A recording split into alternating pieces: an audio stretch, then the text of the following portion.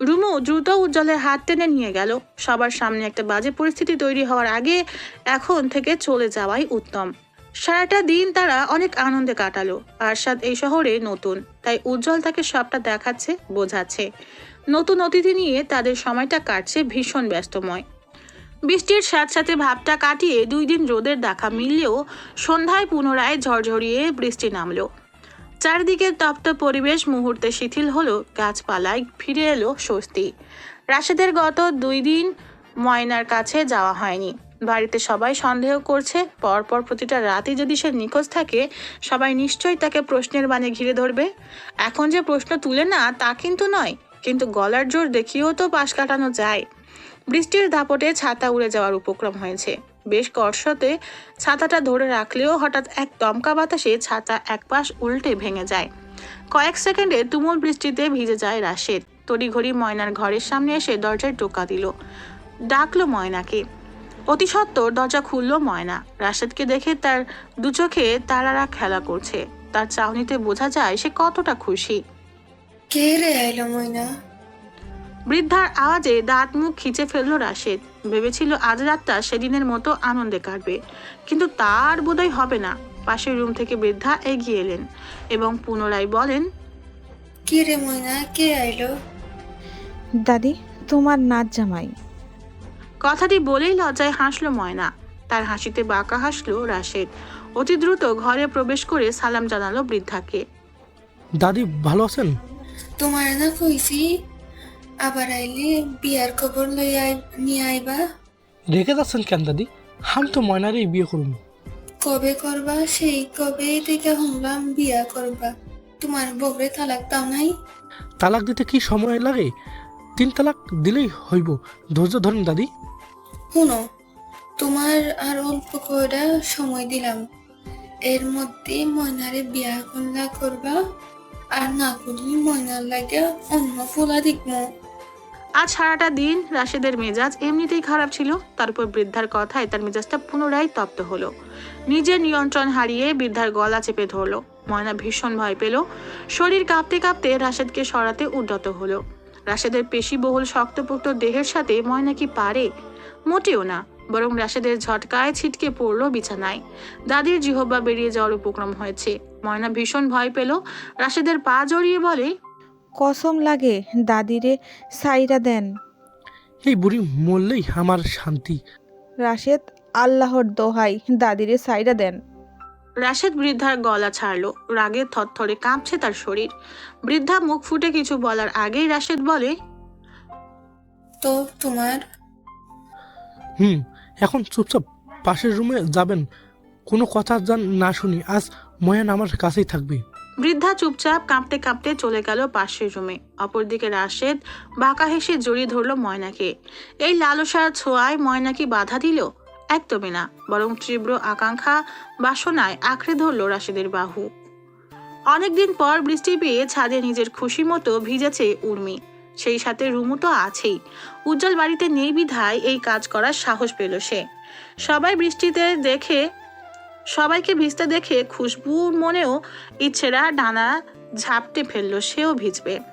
ছাদে পা বাড়াতেই আরশাদের কড়া নিষেধাজ্ঞা, কিছুতেই ভেজা যাবে না। এই একটা বিষয় নিয়ে তাদের মাঝে বেশ কথা কাটাকাটি হলো। খুশবু ভীষণ রেগে গেল। রাগ দেখিয়ে আরশাদের সাথে আর একটুও কথা বলেনি।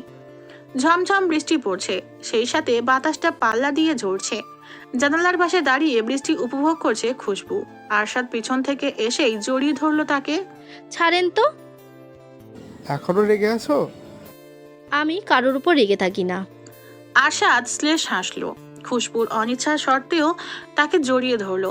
এভাবে পেরিয়ে গেল অনেকটা সময়, কিন্তু খুশবুর রাগ কমলো না। আরশাদ অতি দ্রুত কোলে তুলে নিল তার ফ্লুজিকে। ভালোবাসার ছোঁয়ায় খুশবুর ঠোঁট আঁকড়ে ধরতে হঠাৎ আক্রমণাত্মক হয়ে উঠল খুশবু। আরশাদের বুকে ধাক্কা দিয়ে সরিয়ে দিল। আরশাদ কয়েক পল তাকিয়ে নিজের রাগ নিয়ন্ত্রণ করতে চাইল, তবে মোটেও পারল না। লাহমাই চেপে ধরল খুশবুর বাহু। তীব্র রাগ দেখিয়ে বলে, তুমি জানো না তোমার এড়ে যাওয়া আমি সহ্য করতে পারি না? এমন করছো কেন? আরশাদ, ভয়ে ঢোক গিলল খুশবু। আরশাদ থেমে গেল আচমকায়। খুশবুর ঠোঁটে ঠোঁট মিশিয়ে উন্মাদ হয়ে পড়ল। খুশবু নিজেকে ছাড়ানোর চেষ্টাও করলো না। সে জানে এতে লাভ নেই, বরং আক্রমণাত্মক হয়ে উঠবে ছেলেটা। রাত বাড়লো, অথচ আরশাদ কিছুতেই ছাড়লো না তার ফ্লুজিকে। মেয়েটা ঘুমের ঘোরে বারবার আরশাদকে সরাতে চাইছে। আরশাদ, ঘুমাতে দিন। কিভাবে নামায়? ডানোর ডিব্বা। ভালো সময়রা অদ্ভুত নিয়মে ছুটে চলে যায়, এতটাই তাড়াতাড়ি ছুটে বেড়ায় বারবার মনে হয় চোখের পলকে পেরিয়েছে সময়। বন্ধুত্ব শব্দটা যেমন নিগুড়, তেমন সম্পর্কটাও মধুর। এই মধুর সম্পর্ক কেউ বা হুল ফোটানোর অপেক্ষায় থাকে, আবার কেউ কেউ নিঃস্বার্থে সাহায্যের হাত বাড়ায়। এই যে আরশাদ, সে দেখতে চায় তার প্রতিষ্ঠিত বন্ধুকে একটা ছেলের জীবনে সবচেয়ে বড় আশীর্বাদ বেকারত্ব ঘুচে যাওয়া। তার চাওয়াটা পূর্ণ হয়েছে। সবাই উজ্জ্বলকে কম বেশি সাহায্য করেছে, সবাই সমান তারে পরিশ্রম করেছে, আরশাদ তার সামর্থ্য অনুযায়ী করেছে।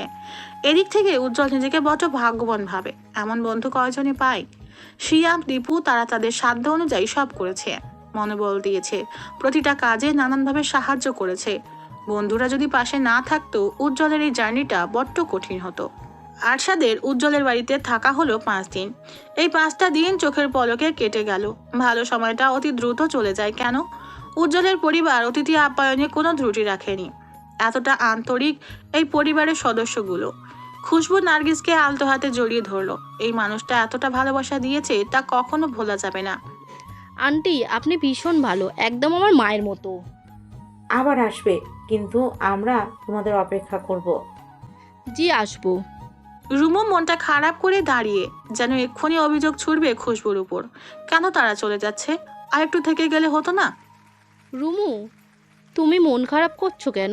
আমাদের তো যোগাযোগ হবেই। আরেকটা দিন থেকে গেলে হতো না? আমরা আবার আসবো, মন খারাপ করে না।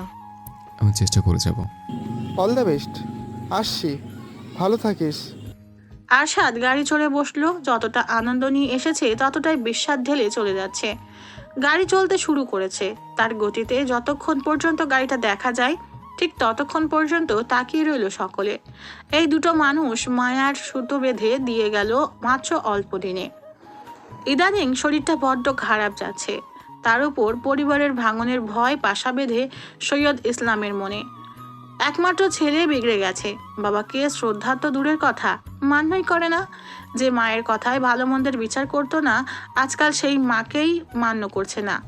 আনিকাকে ডিভোর্স দেবে বলে খুব বেশি ঝামেলা করছে। এমন ঝামেলা আর কতদিন মানা যায়? পরিবারটার এমন বিধ্বস্ত রূপ আর যে মানা যায় না। আজ থেকে বেশ কয়েক বছর আগের কথা, যখন সৈয়দ ইসমাইলের বাবা মা জীবিত ছিলেন, তখন দুই ভাইয়ের সংসারে না ছিল দূরত্ব, না ছিল ঝগড়া বিবাদের সাহস। উজ্জ্বলের দাদা দাদি ভীষণ রাগী ছিলেন, হাতের মুঠোয় পুরে রেখেছেন গোটা সংসারটাকে। দুই ছেলের আলাদা সংসার হওয়া সত্ত্বেও সংসারের যে কোনো সিদ্ধান্তে উজ্জ্বলের দাদা দাদিকে সবার আগে জানানো হতো এবং তাদের দিক থেকে অনুমতি পেলেই সেই কাজ বা সিদ্ধান্ত গৃহীত হতো। এভাবেই নিজেদের দায়িত্ব কর্তব্য শাসনের সংসারটাকে জোড়াই রেখেছিলেন তারা। কিন্তু মানুষ মরণশীল, আজীবন তো বেঁচে থাকে না। চোখের পলকে অল্প কয়েক মাসের ব্যবধানে উজ্জ্বলের দাদা দাদি মারা গেলেন। তারপরেই সংসারে অনাথ সৃষ্টি শুরু হলো, বিশেষ করে রুমুর মা রাবেয়া। তিনি সর্বদা চেয়েছেন সংসারটা নিজের দাপটে রাখতে। এ কি আদৌ সম্ভব? ওয়ারিসে পাওয়া সম্পত্তিগুলো নিয়েও তার ছিল মন কষাকষি। সম্পত্তির জেরে তাদের ঝগড়া ঝামেলা তীব্র রূপ ধারণ করে। প্রথম পর্যায়ে উজ্জ্বলের মা বাবা এসবে জড়াতে চাননি, কিন্তু দিনের পর দিন ব্যাপারটা এত দূর গড়িয়ে যায় তারাও আর চুপ থাকতে পারেননি। রুমুর মামাদের সাহায্যে জাল দলিল বানিয়ে রাবেয়া দখলদারিতে লেগে পড়ে। একদিন এসব নিয়ে ঝামেলার মাঝেই রাশেদ চাকুর সাহায্যে সৈয়দ শামসুলের পিঠে পোঁচ দেয়। আকস্মিক ঘটনায় দুই দলের পাল্টাপাল্টি মারপিট শুরু হয়। দুই দলেই লোক ছিল। কতজন যে আহত হয়ে হাসপাতালে ভর্তি হয় তার হিসাব নেই। পুলিশ আসে, ঝামেলা মিটমাট করতে চায়, কিন্তু এসব আজও মিটমাট হয়নি। রুমুর মামারা টাকার বলে পুলিশের মুখ বন্ধ রাখে। দুই ভাইয়ের মাঝে সৃষ্টি হয় বিস্তার ফাটল। এক নারীর প্রলোভনে দুই ভাইয়ের মাঝে বিস্তার দূরত্ব সৃষ্টি হয়। এই দূরত্ব ঘোচাতে চায় উজ্জ্বল, সেই সাথে পেতে চায় যার জন্য কৈশোরে জন্মেছে এক বিস্তার অনুভূতি। অল্প বয়স থেকেই রুমুর প্রতি যত্নশীল উজ্জ্বল এই যে এক ধরনের টান কাজ করে, এই টানের নাম দেওয়া হয়নি, কিংবা উজ্জ্বল জানেই না এর নাম কি। সময়ের সাথে সাথেই উজ্জ্বল সিদ্ধান্তে উপনীত হয় যে রুমুকেই সে বিয়ে করবে এবং দুই ভাইয়ের সম্পর্ক পুনরায় জোড়া লাগাবে। চায়ের কাপে তৃপ্তির চুমুক দিয়ে সৈয়দ শামসুল তাকালেন ভাইয়ের দিকে। কিছু বলবো, হঠাৎ তো জরুরি তলব। আমার সংসারের অবস্থা আশা করি কম বেশি তুমি জানো। আজ বাদে কাল যদি মরে যায় আমার ছেলে সব সম্পদ নিজের আয়ত্তে নিয়ে নেবে। আমার ছেলেটার উপর আমার এক বিন্দু পরিমাণ ভরসা নেই। সৈয়দ ইসমাইল থামলেন, হতাশার শ্বাস ছেড়ে পুনরায় বলেন, রাশেদ ইদানিং অনেক আগে তালাক দেওয়ার জন্য উঠে পেড়ে লেগেছে। যে মেয়ে এই জানোয়ারটাকে ভালোবেসে বাড়িঘর ছাড়লো, সে মেয়েটার এমন দুর্দশা আমি মানতে পারছি না।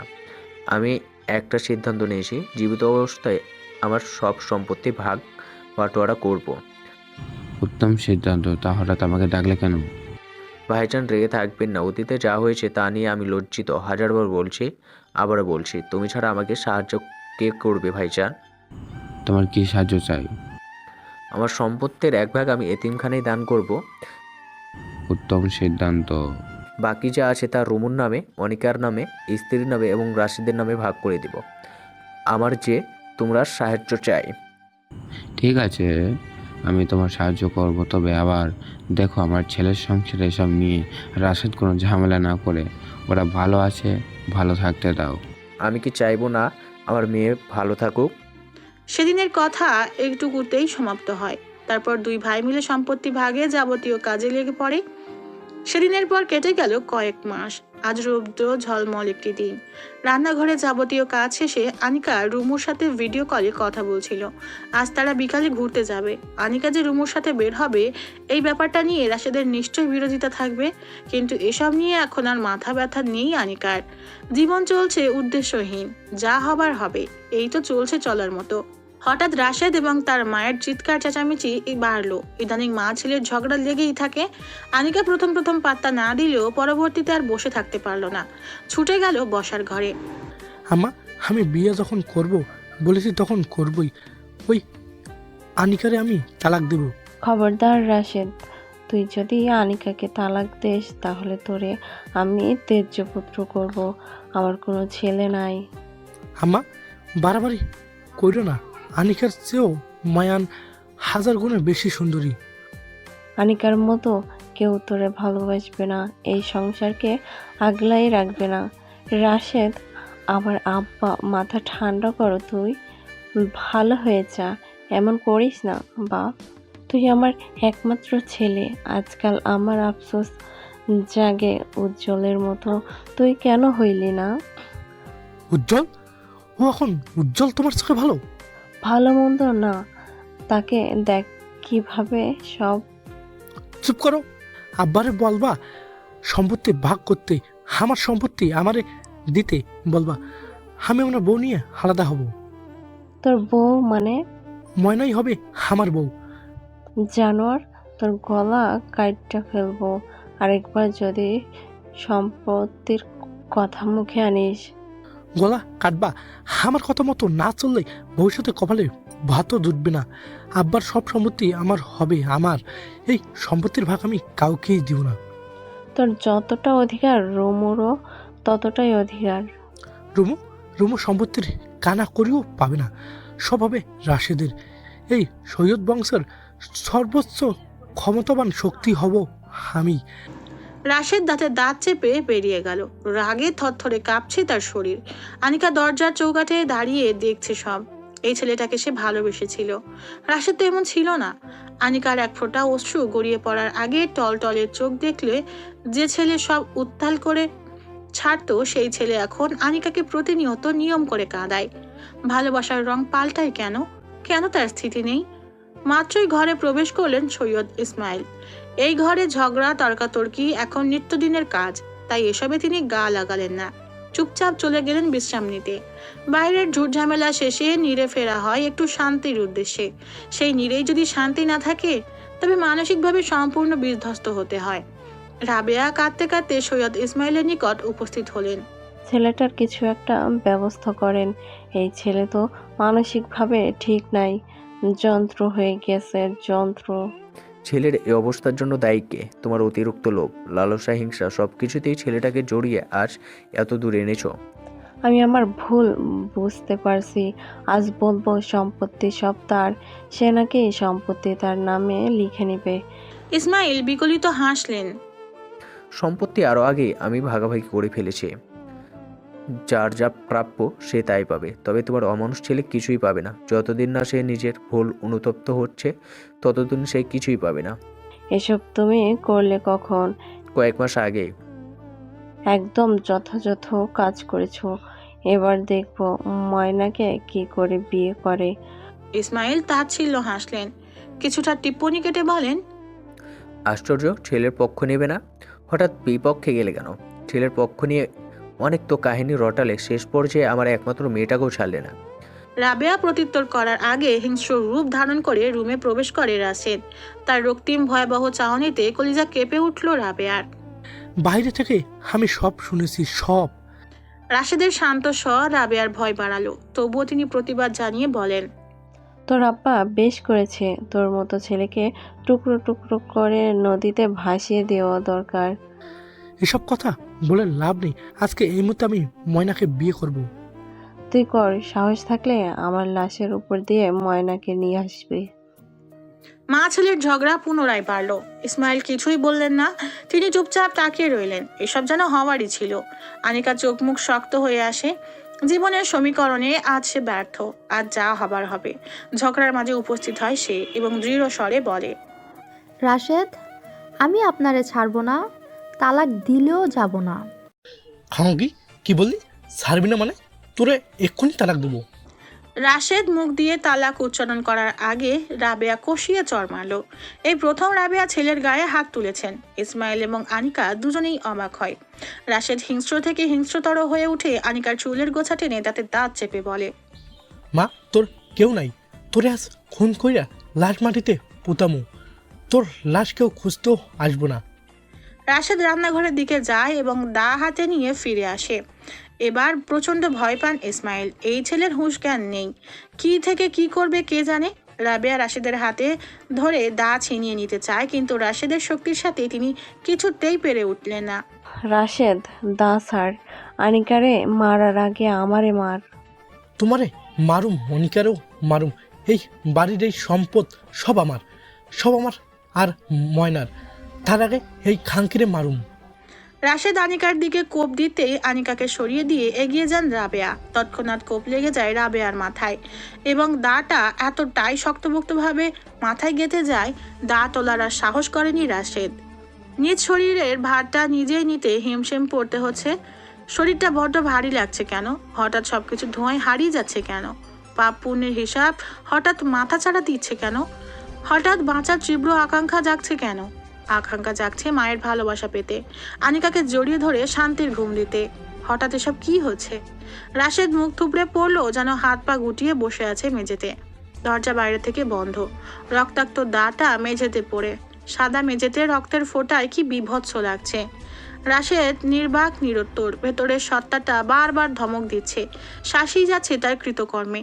রাশেদ বাক্যহারা, মুখ ফুটে কিছু বলার আগেই গলাটা কেন যেন অদৃশ্য হাতে চেপে ধরেছে। ভেতরের সত্তা কি তা মানে? সে তার উত্তরের আশায় বসে। রাশেদ আপন মনে ভেতরের সত্তার প্রতিটি প্রশ্নের উত্তর দিতে প্রস্তুত হয়। কেন করলি এমন? তোর মাকে কেন মারলি? তুই ইতিমধ্যে যা করেছিস তা কি খুব ভালো? আমি মাকে মারতে চাইনি। আমাকে মারার কথা স্বপ্নেও ভাবতে পারি না আমি। আনিকাকে মারতে গিয়েছিস? মেয়েটা তোকে ভালোবাসেনি, নিঃস্বার্থ ভালোবেসেছিল। তোর জন্য কি না করেছে বলতো? আমি আসলেই ভুল করে ফেললাম। আমি নিজের অহংকারে এতটাই ডুবেছিলাম, ঠিক ব্যাঠিক কিছুই বুঝতে পারিনি। তোর সুখের দিন শেষ হলো বলে আগে যতটা ঘৃণা পাত্র ছিলি, এখন তার থেকে বহুগুণ তোকে সবাই ঘৃণা করবে। আমি সুস্থ, আমি মাপ চাইব, আমি ভালো হয়ে যাব। হ্যাঁ, আমি ভালো হয়ে যাব। তোর আম্মা ফিরবে তো? আম্মা ফিরবে না মানে? বাজে কথা বলছো কেন? ফিরে আসা আস্তা বোধহয় বন্ধ হয়ে গেছে। রাশেদের কলিজা কেঁপে উঠল। প্রতিবাদ জানিয়ে কিছু বলার আগেই ভেতরের সত্তা কোথায় উধাও হয়ে গেল তার হদিশ নেই। তখন ঘটনাটা এতটাই তাড়াতাড়ি ঘটেছিল, কেউ বুঝে উঠতে পারেনি কি করবে। রাবেয়া মাথায় হাত রেখে ছিটকে পড়লেন মেঝেতে। রক্তে ভেসে যায় তার সমস্ত দেহ। ইসমাইল স্ত্রীর এরূপ অবস্থায় কেঁদেই ফেললেন। এতটা মর্মান্তিক ঘটনা তিনি এর আগে দেখেননি। আনিকা ছুটে গিয়ে ডাকলো রুমুকে। উজ্জ্বল তখন বাড়িতেই ছিল। আনিকার আহাজারি বিলাপে এলাকার সকল মানুষ এসে ভিড় জমায়। উজ্জ্বল দেরি করে না, মাথা থেকে দা সরিয়ে রাবেয়াকে কোলে তুলে ছুটে চলে যায় রাস্তার দিকে। যত দ্রুত সম্ভব হাসপাতালে যেতে হবে। তার পেছন পেছন ছুটতে থাকে রুমু, ইসমাইল সহ অন্যরা। আনিকা বেরিয়ে যাওয়ার আগে থেমে যায়, পেছন ঘুরে একবার তাকায় রাশেদের পানে। রাশেদের ভীতু মুখখানিতে থুতু ছুড়ে দেয়। রাশেদকে কিছু বলার সুযোগ না দিয়ে দ্রুত বাইরে থেকে দরজা লাগায়। যাওয়ার আগে উঠোনে দাঁড়িয়ে থাকা সবাইকে উদ্দেশ্য করে বলে দরজা যেন কেউ না খোলে, রাশেদকে পুলিশে দেওয়া হবে। রাবেয়ার নিথর শরীরটা টেনে হসপিটালে এসে থামলো উজ্জ্বল। রাস্তার যানজটের কারণে 5 মিনিটের রাস্তায় তার 20 মিনিটের উপরে লেগেছে। রিকশায় থাকাকালীন রাবেয়ার শরীর 2 বার ঝাঁকুনি দেয়, তারপরেই কেমন নিস্তেজ হয়ে যান তিনি। তখনই প্রচন্ড ভয় পেয়েছে উজ্জ্বল, চাচি আমার কিছু হয়নি তো? এমার্জেন্সিতে রাবেয়াকে নেওয়া হলে তার পালস চেক করে ডাক্তার জানান রুগী তো বেঁচে নেই। এই শব্দটা এতটা ভার যা একজন মানুষের পক্ষে মেনে নেওয়া ভীষণ কঠিন। অ্যাম্বুলেন্সের সাইরেনে আশেপাশে সকলে এগিয়ে আসে সৈয়দ বাড়ির নিকট। সবাই এতক্ষণে নিশ্চয়ই মারা গেছে, তাই তো অ্যাম্বুলেন্সে করে লাশ এনেছে। রাশেদ শুনতে পেল অ্যাম্বুলেন্সের শব্দ, তবে বাইরে কি হচ্ছে কিছুই দেখতে পেল না। জানালা থেকে উঠোনের দিকটা একটুও দেখা যায় না। রুমুর গায়ে রক্ত, আর রক্ত সেই সাথে উজ্জ্বলের শার্টটা রক্তে ভিজে জুবুথুপু, যেন রক্তের সাগরে গা ভাসিয়েছে। যে উজ্জ্বলকে নিয়ে রাবেয়ার এত অভিযোগ, এত হিংসে, সেই উজ্জ্বল আজ তাকে বাঁচাতে হসপিটালে ছুটেছে। অ্যাম্বুলেন্সের গাড়ির পেছনেই পুলিশ এসে উপস্থিত হয়। নিরিবিলি সৈয়দ বাড়িটা আজ লোক সমাগমে জমজমাট। হসপিটাল থেকে ফেরার পথে আনিকা এবং ইসমাইল রাশেদের জন্য মামলার উদ্দেশ্যে থানায় যান। থানায় মামলা করার পর পুলিশের সাথে সাথে তারাও এসে বাড়িতে উপস্থিত হয়। দরজা খোলার শব্দে চমকে তাকায় রাশেদ। পুলিশ এসেছে। দরজা খুলেই প্রথমে তার দিকে দৃষ্টি ফেলল। তারা ভেবেছিল রাশেদ আক্রমণাত্মক হয়ে উঠবে, কিন্তু তাদের ভাবনাকে ভুল প্রমাণ করে দিয়ে অতি ঠান্ডা মাথায় রাশেদ এগিয়ে আসে এবং বলে, আমার আম্মা কি বেঁচে আছে? পুলিশ ব্রু কুচকায়। আসামি এত স্বাভাবিক কেন? পালিয়ে যাওয়ার চেষ্টাও করছে না? অদ্ভুত। ইন্নাল ইল্লাহি ওয়া ইল্লাহি রাজুন। রাশেদ ঢোক গিলে নিজের কৃতকর্মে নিজেই আজ লজ্জিত। ইসমাইল এগিয়ে এসে খোশে চড় লাগান ছেলের গালে, তাতেও হেলদোল হলো না রাশেদের। ইসমাইল কাঁদতে কাঁদতে বলেন, তোর এমন অবস্থা করব তোর ফাঁসির আদেশ হবে। ফাঁসি না হোক যাবজ্জীবন কারাদণ্ড হবে। আপনারা জানোয়ারটাকে নিয়ে যাচ্ছেন না কেন? পুলিশ রুমটা পর্যবেক্ষণ করছিল। রাশেদ কিঞ্চিত হেসে হাত তুলে দাঁড়ায় এবং পুলিশের উদ্দেশ্যে বলে, আমি আমার আম্মুকে খুন করেছি, সে ইচ্ছা নয়। হিতাহিত জ্ঞান শূন্য হয়ে আমি এমন কাজ করেছি। যা করেছি তাতে আমি অনুতপ্ত, তবে লাভ নেই জানি। এর আগেও আমি বেশ কিছু ক্রিমিনাল মাইন্ডের কাজ করেছি।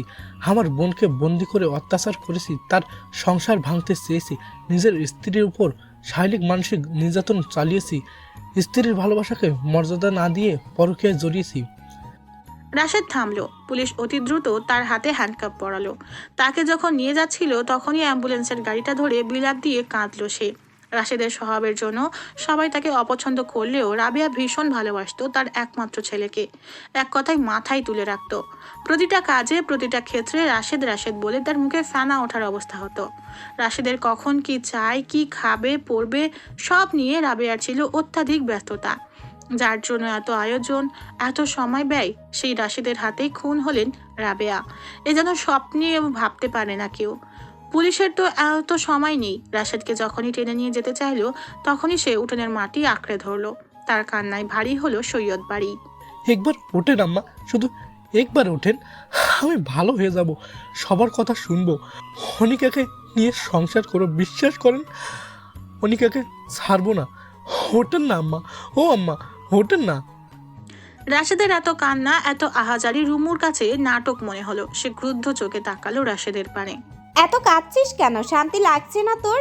শান্তি লাগার কথা, যা এবার বিয়ে কর, এইসব সম্পত্তি নিয়ে যা, আমার কিচ্ছু চাই না। আমারও কিছু চাওয়ার নাই। রাশেদেরা সত্যিই কিছু চাওয়ার নেই। তাকে পুলিশ নিয়ে গেল, সেই সাথে নেওয়া হলো রাবেয়ার লাশ। লাশকে পোস্টমর্টম করা হবে, সেই সাথে আইনি বেশ কিছু নিয়ম রয়েছে। সৈয়দ বাড়ির বড় ছেলে মাকে খুন করেছে, ছেলে এখন জেলে, এই একটা কথা চারিদিকে ছড়িয়ে পড়েছে। কেউ কেউ তো বলছে মাথা নাকি শরীর থেকে আলাদা করে দিয়েছে। এলাকা সহ চারিদিকে শুরু হয়েছে চাঞ্চল্য। সবাই ভিড় জমাচ্ছে সৈয়দ বাড়িতে। এই সংবাদ ময়নার কাছেও এসেছে। সংবাদটি পাওয়া মাত্র ময়নার দাদির শরীরে কাঁটা দেয়। কত বড় জানোয়ার এই ছেলেটা, মানুষ খুন করার সাহস রাখে। এই ছেলের কি ভয় ডর নাই? ময়না বিষণ্ণ মুখে বসে আছে, দু চোখ তার ঝাপসা। শরীর থেকে এখনো যেন রাশিদের গন্ধ আসছে। এই তো রাতেই মানুষটার সাথে থেকেছে সে, এখন এসব কি শুনছে?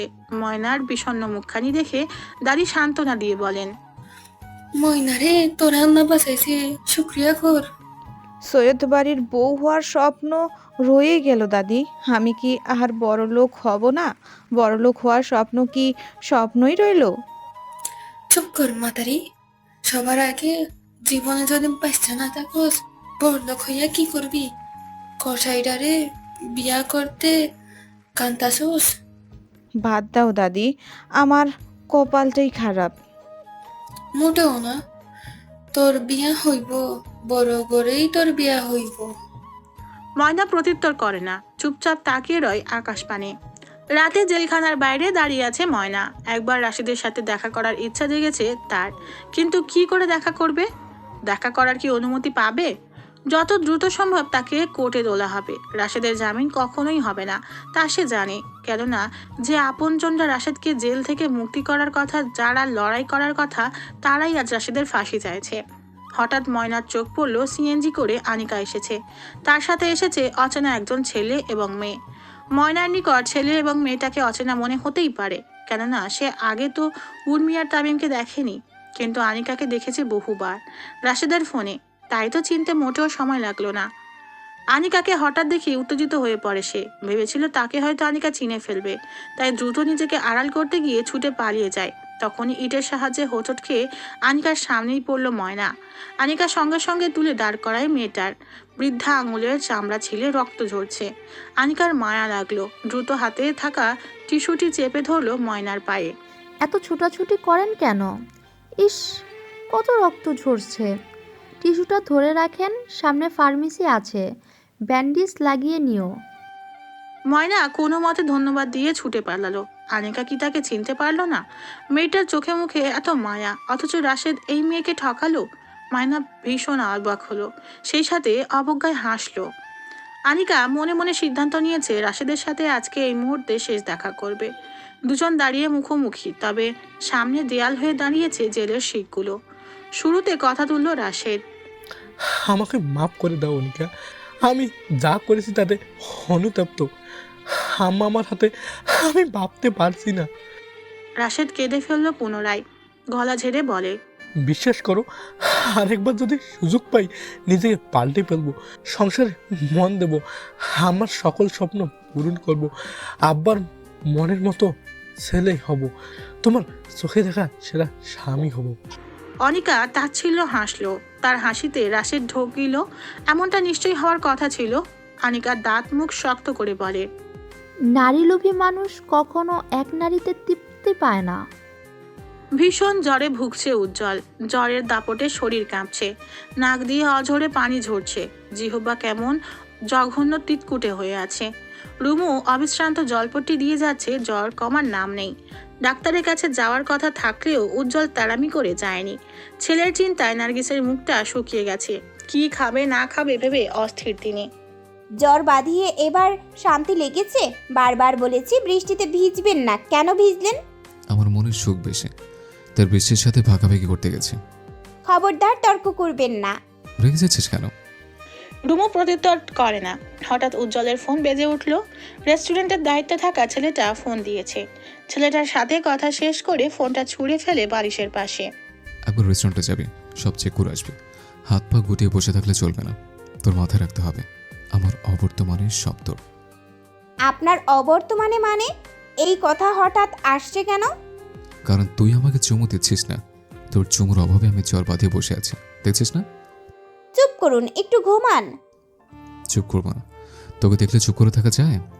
তোকে দেখলে আমার আবেগ অনুভূতি ঝলকে ওঠে, মনে হয় প্রতি সেকেন্ডে সেকেন্ডে বাসো। উজ্জ্বল কথা শেষ করার আগে রুমু জলপট্টিটা উজ্জ্বলের মুখে চেপে ধরে। জ্বরের ঘরে কি সব আবল তাবল বকছে এই লোকটা? লাজ লজ্জা কি সব ড্রেনে ফেলে এসেছে? রুমু জলপট্টি সরিয়ে উজ্জ্বলের পানির চোখ রাঙায়। উজ্জ্বল ঠোঁট উল্টে বলে, এভাবে থামাতে নেই প্রিয়, চুমু দিয়ে চুপ করাতে হয়। দিন দিন অসভ্যতা বেড়ে যাচ্ছে আপনার। সভ্য আমি কোনো কালে ছিলাম না। রুমু প্রত্যুত্তর করে না। উজ্জ্বল সেই সুযোগে চুপচাপ তাকিয়ে রয় রুমুর পানে। মেয়েটা দিন দিন আরো সুন্দর হয়ে উঠছে। আজকাল উজ্জ্বলের ভয় হচ্ছে এই সুন্দরীকে বাড়ির বাইরে একা যেতে দেওয়া ঠিক নয়। উজ্জ্বল ঘুমানোর চেষ্টা চালায়। ঘুমের ঘোরে আচমকা চেঁচিয়ে বলে, রুমু দেখ দেখ, মাছ আকাশে উঠছে। রুমু, এসব কি হচ্ছে? বিয়ের পর প্রথমবার উজ্জ্বলের যখন গা কাঁপিয়ে জ্বর আসে, সেবারেও উজ্জ্বল এমন পাগলামি করেছিল। তখন রুমু বেশ ভয় পেয়েছে। এর মাঝেও যতবার গা কাঁপিয়ে জ্বর এসেছে, ততবারই উজ্জ্বল এসব পাগলামি করেছে। তাই রুমু এই বেলায় আর ভয় পেল না। চুপচাপ উজ্জ্বলের আবল তাবল বকবক ভিডিও করতে লাগলো। উজ্জ্বল, আকাশে কি মাছ উঠছে? চিল। চিল কোনো মাছ হলো? না না, চিতল। কথার মাঝেই ঘুমিয়ে পড়লো উজ্জ্বল। রাত 10টা ছুঁই ছুঁই। নার্গিস রুমুকে ডাকলেন রাতের খাবার খেতে। খাওয়া দাওয়া শেষ করে টুকটাক কাজ সেরে রুমে ফিরতে ফিরতে রাত প্রায় 12টা বেজে গেল। উজ্জ্বল তখন জেগেই ছিল। ঝাপসা চোখে কয়েক পলক তাকালো রুমুর পানে। বাইরে থেকে আসা বাতাসে গায়ে কাঁটা তুলছে উজ্জ্বলের। ছেলেটা কাঁথা জড়িয়ে কেমন গুটিয়ে আছে। উজ্জ্বল, আপনার কি বেশি খারাপ লাগছে? না। কিছু খাবেন? কি খাবেন বলুন, বানিয়ে দিচ্ছি। কাছে আয়। রুমু কাছে গেল। ভেবেছিল উজ্জ্বল কিছু বলবে, কিন্তু তার ভাবনা মিথ্যা হলো। তপ্ত দেহে রুমুকে আগলে ধরলো। রুমু নিজেকে ছাড়াতে চাইলো। উজ্জ্বলের শরীরের তাপে তার কেমন উসখুস লাগছে। অথচ উজ্জ্বল তো চায় না। উজ্জ্বল চায় রুমুর শরীরটা তার আয়ত্তে থাক। অন্তঃকরণে শান্তির স্রোত বয়ে যায়। উজ্জ্বল তার শুষ্ক ঠোঁট মিশিয়ে দিল রুমুর ঠোঁটে। রুমু নিজেকে ছাড়াতে চাইলো। অদ্ভুত অনুভূতিতে নিংড়ে যাচ্ছে। জ্বরের তোপে উজ্জ্বল বেসামাল রুমুর ওড়নাটা টেনে হাতের মুঠোয় পুড়ে সরিয়ে ফেললো। রুমু বুঝতে পারে উজ্জ্বল নিজের নিয়ন্ত্রণ হারিয়ে ফেলেছে। কি থেকে কি করছে ছেলেটার মাথায় নেই। উজ্জ্বল প্লিজ, আপনি অসুস্থ। কথা বলে না। কন্ট্রোল হারাবেন না প্লিজ উজ্জ্বল। কথা শেষ করার আগেই রুমুর ঠোঁটে কামড় বসালো উজ্জ্বল। মুহূর্তেই ব্যথায় কুকড়ে উঠল সে। সময়ের তালে তালে দুজনেই কন্ট্রোল হারালো। উজ্জ্বলের দেহের উষ্ণতা মিশে গেল রুমুর দেহে। সারা রাত উজ্জ্বলের কোনো পরিবর্তন হলো না। না রুমুকে ঘুমাতে দিল, না তার জ্বর কমলো। ভোরের আলো যখন ফুটতে শুরু করেছে, তখনই রুমু ঘুমের কোলে ঢলে পড়ল। উজ্জ্বলের চোখে তখনও ঘুম নেই। রুমুর অনাবৃত দেহে কাঁথা টেনে আগলে ধরল বুকের মাঝে। তখনই চোখে পড়ল রুমুর পিঠে ঘাড়ে কামড়ের দাগগুলো লাল হয়ে আছে। উজ্জ্বল কিঞ্চিত হেসে কামড়ের স্থানে চুমু খায়। রুমুকে জ্বালাতে ফিসফিসিয়ে বলে, বেয়াদব, আমি রাতে একটু ঘুমোতে দেয় না। দুপুর সময়টাতে উজ্জ্বলের জ্বর ছেড়ে এলো। দুজনে তখন কথায় ব্যস্ত। তখনই উপস্থিত হয় আনিকা। আসতে পারি? আরে আপা আসো। ভাবি শব্দটা বলতে গিয়েও থেমে গেল রুমু। রাবেয়ার মৃত্যুর 1.5 বছর পেরিয়ে গেছে। এই 1.5 বছর সময়টা খুব অল্প হলেও পাল্টে গেছে অনেক কিছু। যেমনটা পাল্টে গেছে আনিকার জীবন, তেমনই নিজেকে পাল্টে নিয়েছেন সৈয়দ ইসমাইল। আনিকার হাতের খাবারের বাটিটা রাখলো টেবিলে এবং উজ্জ্বলের পানে তাকিয়ে বলে, জ্বর আছে নাকি গেছে? মাঝপথে। স্মিত হেসে বলল উজ্জ্বল। আনিকার পানে এক পলক তাকালো রুমু। মেয়েটাকে যত দেখে ততই অবাক হয় সে। এই মেয়েকে দেখে কেউ বলবে না সে বিবাহিত। এই মেয়েটাই একটা সময় কোমরে আঁচল গুজে সংসার সামলেছে। তার চলায় ফেরায় এসেছে বেশ পরিবর্তন। আগের মতো সাদাসিধা চলাফেরা এখন তার আর নেই। এখন সে বেশ স্টাইলিশ একটা মেয়ে। রাশেদের সাথে আনিকার ডিভোর্স সম্পূর্ণ হয়েছে অনেক আগেই। আনিকা নতুন করে পড়াশোনা শুরু করেছে। তার এই পরিবর্তন সবাই বেশ সাপোর্ট করেছে। একবার ভালোবেসে সব ছেড়ে ঠকে গেল মেয়েটা। ফুলের মতো সুন্দর মেয়েটার বাকি জীবন নষ্ট হোক কেউ চায় না। আনিকা বাঁচুক, নিজের মতো করে বেঁচে থাকুক। পেছনে ফেলে আসা 1.5 বছরে আনিকা একবারও রাশেদের সাথে জেলে দেখা করেনি। শুধু সে নয়, সৈয়দ ইসমাইল নিজেও দেখা করেননি। উজ্জ্বল মাঝে মাঝে দেখা করে আসে, কিন্তু রুমুও গাঢ় অভিমান বুকে চেপে ভুলে গেছে তার কোনো ভাই আছে। রাশেদকে নিয়ে চলা মামলা এখনো চলমান। তার জামিনে কেউ এগিয়ে এলো না। পরিস্থিতির সময় সব কিছুই তার বিরুদ্ধে। রুমু হাসি মুখে বলে, আজ ক্লাসে যাওনি আপা? না, আজ শরীরটা ভালো লাগছে না। আব্বা বলল হালিম খাবে। ভাবলাম যাইনি যখন বানিয়ে ফেলি। তোমাদের জন্যও এনেছি, খেয়ে বলো কেমন হয়েছে। তোমার হাতের হালিম বেস্ট, এই কথা তো আমি জানি। এই শোনো, উজ্জ্বলের জ্বর কমলে বাড়ি যাব, আমার সাথে 2 দিন থাকবে। একা একা বাড়িতে ভালো লাগে না। আব্বা কাজ শেষ করে এসেই ঘুমিয়ে যান। মিথ্যা বলবো না, আব্বা আমাকে যথেষ্ট সময় দেন। উজ্জ্বল তাকালো আনিকার পানে, বেশ সাহস নিয়ে বলেই ফেললো, আপা, একটা কথা বলি, কিছু মনে করবেন না তো? বলো, কি বলবে? এভাবে আর কতদিন? বিয়ে করে সেটেল হয়ে যান। আগে যা হয়েছে সেসব বাদ দিলাম। এখন আমরা সবাই দেখে শুনে আপনাকে বিয়ে দেব ইনশাল্লাহ। আপনার চক্ষু কাউকে পাবেন। আমাকে বিয়ে দেওয়ার আগে আগে আব্বার কথা ভাবো। মানুষটা আর কত বছর একা থাকবে? পুরুষ মানুষ বাইরে ধকল সামলে বাড়ি ফিরে বউয়ের প্রয়োজন। আনিকার কথায় সহমত করে রুমু বলে, আব্বাকে সাহস করে অনেকবার বলেছি, কিন্তু আব্বা ধমক দিয়ে আমাকে থামিয়ে দিলেন। আবার তুমি বিয়ে করো, দেখবে আব্বা একা না থেকে নিজেও বিয়েতে মত দিবেন। শোনো, আমার জীবনে এই ব্যাপারটা স্ক্রিপ্ট করতে চাই। বিয়ে শাদী ভালোবাসা এইসব এখন হাস্যকর বিষয়। আমি ভালোবেসে ঠকে গিয়েছি রুমু, বুঝতে পারছো?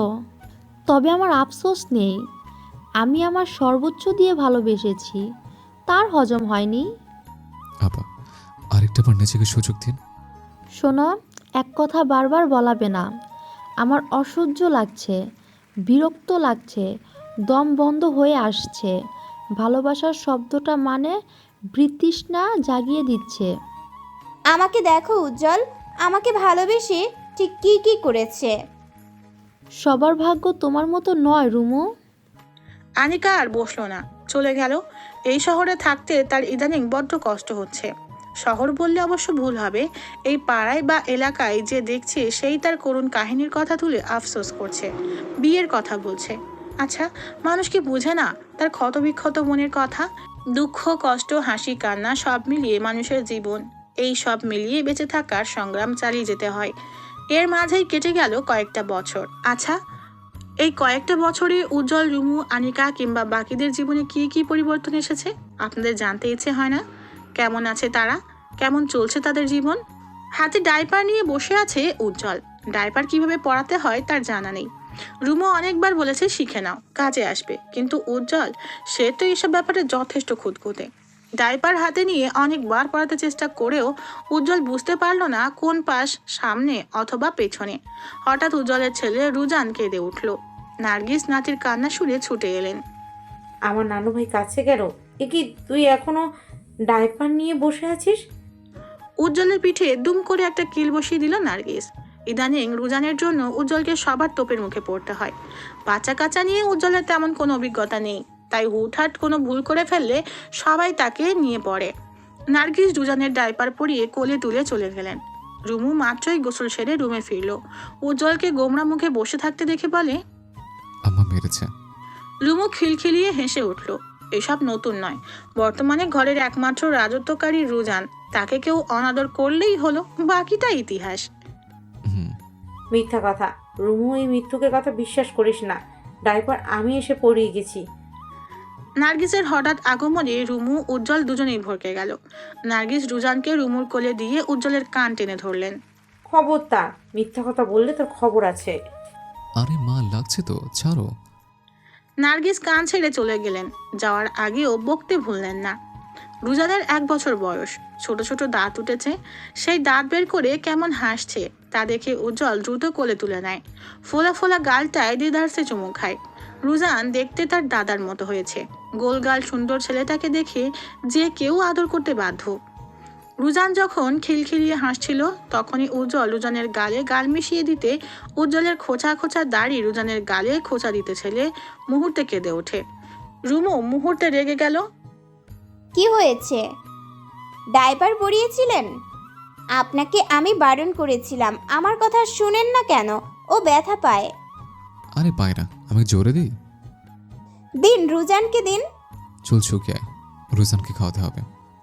উজ্জ্বল রুজানকে নিয়ে বেশ কিছুক্ষণ সময় কাটালো। রুজানকে বুকের সাথে মিশিয়ে নিতে ছোট ছোট দাঁতের সাহায্যে কামড় দিল। মুহূর্তে চেঁচিয়ে উঠল উজ্জ্বল। রুমু দ্রুত রুজানকে সরিয়ে উজ্জ্বলের বুকে হাত রাখলো। মা যেমন কামড়ায়, ছেলেও কামড়ায়। ছেলের বাবা কি কামড়ায় না? দেখ, দাগ বসে গেছে। আসুন চুমু দিয়ে দিই, সেরে যাবে। রুমু হাসতে হাসতে কথাটি বললেও উজ্জ্বল কথাটি বিফলে যেতে দিল না। তৎক্ষণাৎ জড়িয়ে ধরে রুমুর ঠোঁটে ঠোঁট মেশালো। রুমু নিজেকে ছাড়িয়ে নিতে চায়, কিন্তু উজ্জ্বল কিছুতেই ছাড়বে না। উজ্জ্বল, কি হচ্ছে কি? আপনি কন্ট্রোল হারিয়ে ফেলবেন। হারাতে দে, আমি তোর কন্ট্রোললেস বর। রুজানকে দিয়ে আসি তার দাদির কাছে। এই তো আমার কন্ট্রোললেস বউ। যা দুষ্টু।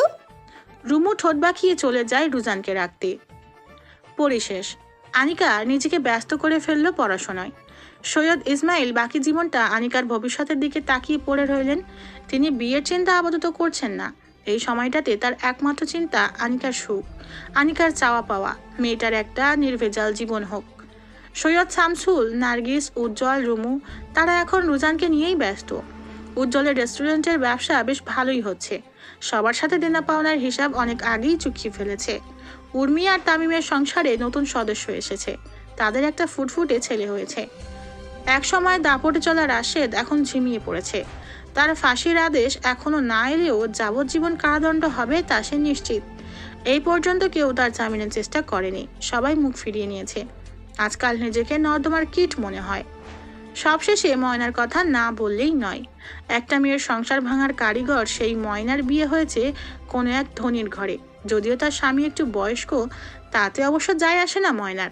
কি ভেবেছেন ময়না নিশ্চয়ই দুঃখে আছে? মোটেও না। ময়না বেশ সুখী সময়েই সাথে সাথে রাশেদের কথা ভুলতেও বসেছে। আমরা সবাই ভালোবাসতে চাই, ভালোবাসতে জানি, কিন্তু উজ্জ্বলের মতো আগলে রাখার চেষ্টা কয়জনই করি।